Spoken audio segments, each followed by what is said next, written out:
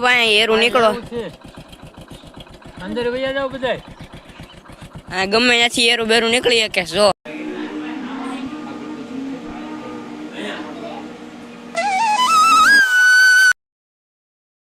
તો સૌ પ્રથમ આપ સૌને જય માતાજી, જય દ્વારકાધીશ. બધા મિત્રોને આપ સૌનું ખૂબ ખૂબ હાર્દિક સ્વાગત કરું છું ફરીથી એક નવા વ્લોગમાં.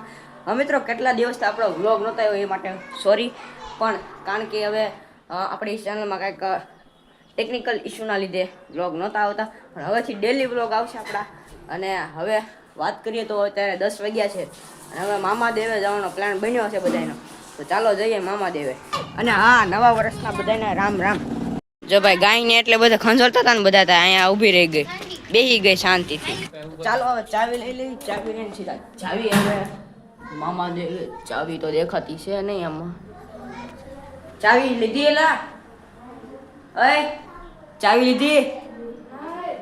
લઈ લે, કામ લાગશે.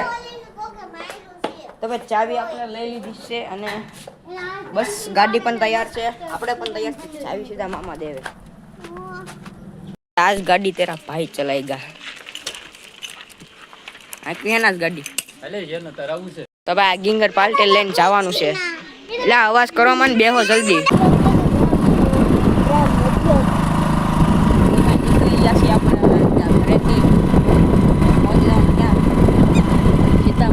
અડી જવાનું. જો ભાઈ ગાડી આપડી હાલે સ્લોલી સ્લોલી.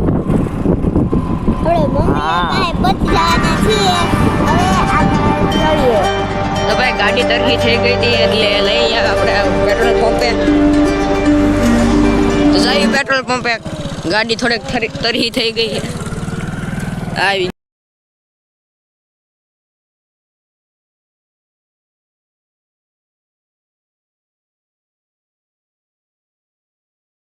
ઉગામડી રોડ થી આવી સીધા મામા દેવે. અને હવે નક્કી નહીં હવે ક્યારે પહોંચી, કારણ કે બહુ આગું છે ગરડાથી. કેટલું કિલોમીટર થાય? 5 કિલોમીટર જેવું થતું હોય છે ગરડાથી. અને બસ હવે પોગવા દેવા છે. જોવો બસ હવે એકાદો રસ્તો આવે તો એટલે જ આવી સીધા મામા દેવે. અને બોર્ડ આવે પહેલાં તો ખબર નહીં હવે શું આવે તો આવી. હવે તો બસ જો આવી જ ગયું છે મામા દેવે તરફ રસ્તો. અને હવે બોડિયું આવી ગયું છે. બસ અહીંથી વળી જવાનું છે. જો આવી ગયું, હવે અહીંથી વળી જવાનું બસ. બસ હવે સીધું જવાનું. અને થોડાક કાચા રસ્તા આવશે એટલે કાચા રસ્તાથી સેઠા રહેવાનું છે. કાચા રસ્તાથી ચાલવાનું છે.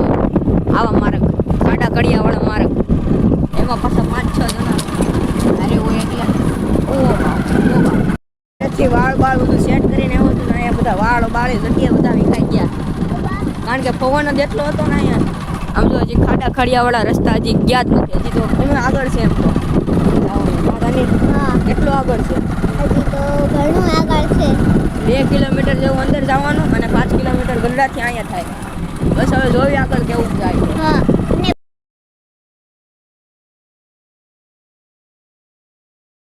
છોકરીઓ ભાઈ જો ભાઈ એરું નીકળો. અંદર વયા જાવ બધાય. હા ગમે ત્યાંથી એરું બેરું નીકળી કે જો આ એરું હમણાં નીકળે. જાવ જો એરું કઈ કરી જાય. જોરદાર નો એક મોટો એરું નીકળ્યો હતો. અને ભાઈ આ જંગલ વિસ્તાર છે. તમે અહીંયા આવો તો ધ્યાન રાખી સાવધાનીથી હાલજો. બાકી અહીંયા જો એરું બેરું પડખા બધું અહીંયા હોય જ છે અહીંયા બધે. હા, ગમે તે જંગલી પ્રાણીઓ બી અહીંયા આવી શકે છે.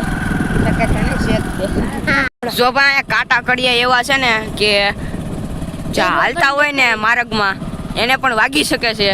એટલે અહીંયા પણ સાવચેતીથી ચાલવું. એરું ને એવા હતા. હું મસ્ત એરું. નહીં, બહુ ડેન્જર ધડાકો વાળા. હા વાડી વિસ્તાર કેવો એટલે એરું પડખા જેવું સામાન્ય વસ્તુ. અહીંયા નીચે જો ભાઈ ખાડું, મોટી ખાડું અહીંયા હોય છે.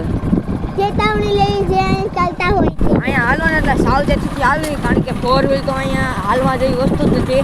પણ હોન્ડા અને હીરો હોન્ડા એવી હાલીએ કે પણ એમાં સાવચેતી રાખવી પડે. કારણ કે અહીંયા નીચે જો ખાડામાં પાણી છે. પાણી એટલે અડી જાય એટલે માણસનું પૂરું થઈ જાય. અંદર મગર છે. એ તો બધી સામાન્ય વસ્તુ હોય જ તે. મામાદેવ તરફ જાવી. હવે આમ જો આગળ ભાઈ ખટારા અને ટ્રેક્ટર ને એવું જ જતું હોય અહીંયા. જો ભાઈ ધજા બજા આવી ગઈ છે ધજા મામાદેવની. જો ભાઈ મામાદેવની ધજા અને મામાદેવનું નામ લખેલી ધજા આવી ગઈ છે ભાઈ. તો ભાઈ જો પહોંચી ગયા છીએ આપણે મામાદેવના મંદિરે.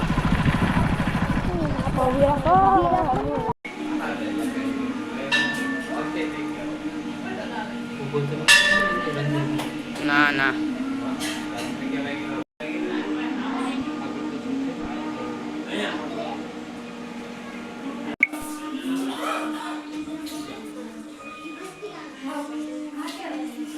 ભાઈ જો મામાદેવ પૂગી ગયા છે અને અંદરનું કાંઈક જો ભાઈ આવું વાતાવરણ છે.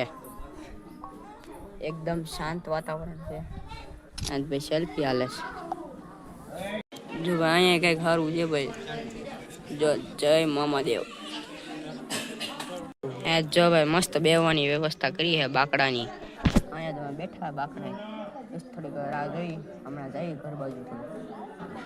હવે મસ્ત મજાને મામાદેવની પ્રસાદી આવી ગઈ. આલા બધા ખાવા પેંડા.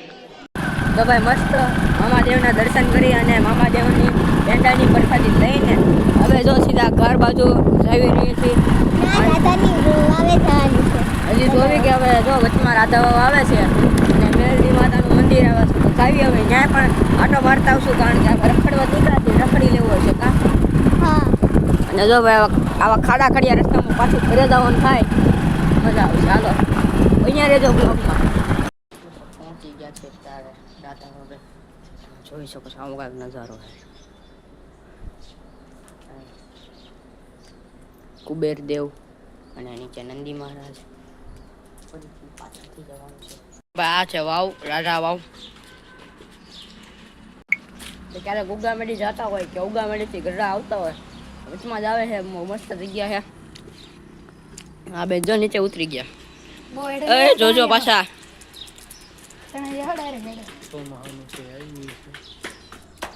ચોમાસામાં ઠેઠ પાણી આવી જાય. આ તો અત્યારે થોડુંક ડીમ છે એટલે તો બહુ પાણી આવે. પેલા પાણી કેટલું હોય અંદર? પાણી હજી કેટલું ઊંડું હોય અંદર.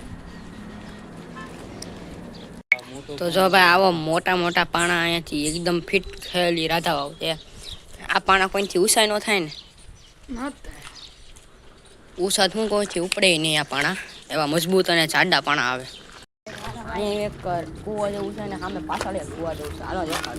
બસ હવે ગાડી લઈને જાવી સીધા ઘર બાજુ.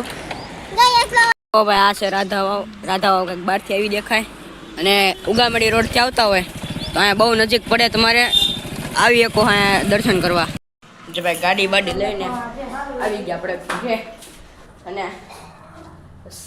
ભાઈ ચટણી પાત્રા ખમણ અને સમોસા ખાવા હોય ને અમારા ઘરે આવી જવાનું નથી. હોય અમારા ઘર નથી આવવાનું. પોતપોતાના ઘરે મંગાવીને ખાવ. આ ખાવાનું હોય. મિત્રો આવ્યો તો ઉપર અને ઢગલા બંધ રીલું જોઈ નાખી છે ને. હવે હેઠે જમણવારનો વારો આવી ગયો તો હાલો જમી આવી. અત્યારે પાપડ ને ભૂંગળા આવી ગયા તો પાપડ ને ભૂંગળા ખાઈ લેવી. મિત્રો મસ્તીના મોરા પાણી થઈ ગયા છે ને હવે આવી ગયા છે ઉપર. તો બસ મિત્રો આજનો બ્લોગ આ સુધી. તો બ્લોગ ગમે તો બ્લોગને લાઈક શેર સબસ્ક્રાઈબ કરવાનું ભૂલતા નહીં. મળીએ કદાચ નવા બ્લોગ સાથે. જય માતાજી જય દ્વારકાધીશ.